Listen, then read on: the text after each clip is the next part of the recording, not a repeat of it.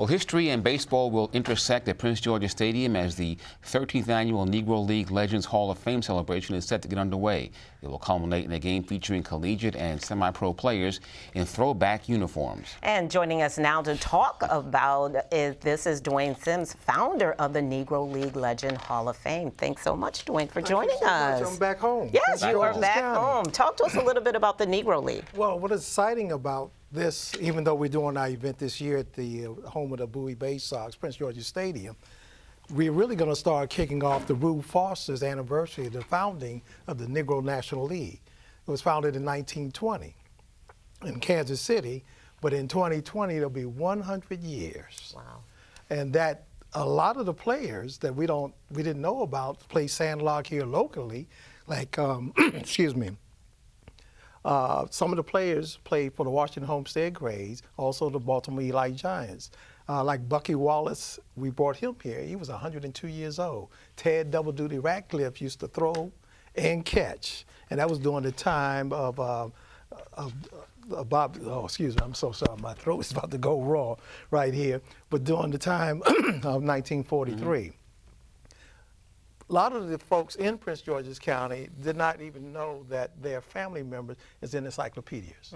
So right now we've been reaching out, having people to call us and come to our website is www.NLLHOF.org so that we can communicate with them, because the new book will come out in 2020 with over 7,000 players that played. Wow. And quite a few of them came from the DMV area. There were many teams. There were the Atlanta Black Crackers, the Homestead Grays, the Newark Eagles, owned by a black couple in New Jersey. Yes. And Jackie Robinson also played with the KC Monarchs. So this was their only option if they wanted to play ball. Option at the time, but a lot of people did not know that Caucasians also played in the Negro League. I have photos back from the 1940s. They even came to Griffith Stadium here, which is now where Howard Hospital is. Actually, they still have the plates there as markers there to let you know the good old game of American baseball, and I always say American baseball history, the contributions of the Negro League, and prior to that, the Colored Professional League.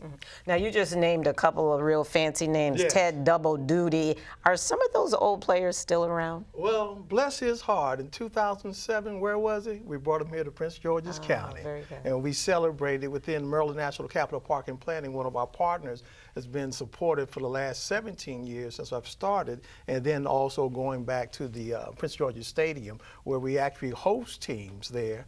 And then also we've had youth play in our games at 18 and over. They're now playing Major League Baseball. They had an experience. Tell us about the event coming up in August. Okay, August on Saturday at the beginning at 10 a.m. in the morning is the car show. The car show. We have Corvettes, and the interesting thing is we have all kind of Fords, Mustangs. But what's so surprised most of the kids is when they see the young ladies come out in their old cars, their vets, take the roof off, the doors off. And then at 1 o'clock, we're going to kick off with our East-West game, which honors the 1933, the founding of the first All-Star game. And our special guest we're having coming to throw out the first pitch is Cab Calloway's daughter, Camay. Cab Calloway actually owned the Negro League team.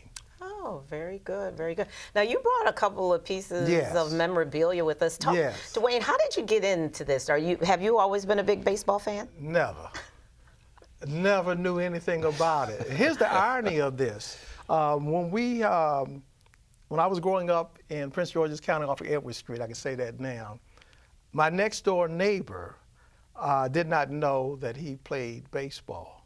Never paid any attention to it. And he actually signed a glove for me.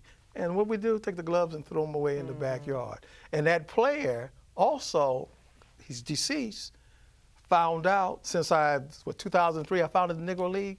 Well, my neighbor played in the Negro League. Also, my neighbor played one of the first, well, actually the only Negro League player who played for the Washington Senators in '64 was Paul Casanova. Wow. So what the irony that later on in life, so many years ago, still young, I'm still trying to wear it right there, but that I would actually be the founder of the Negro League, but also, this is a treasure for me. It's like, I didn't know, wasn't interested, but the historical value to know that the Negro League players did come back home, and they actually gave money back in the communities. And this event coming up August 10th, this goes beyond just baseball. Yes, it does. There's history. Yes, it does. You mentioned the car component. The car component also, but the other thing is we have kids coming in their uniform. Not only in baseball, we have girls coming in their softball uniform. We also ask the basketball teams, because there's much more than just a sport aspect. On a Friday night and Saturday, the ball players would come right here up in Baltimore and D.C. They would go to the club and party. Sunday morning, you know the first thing they did? They went to church. Church, that's right. Amen. And then after church, dressed down, they went to the ball game. Great. All right, Dwayne Sims, thank you very much. Thank you so much.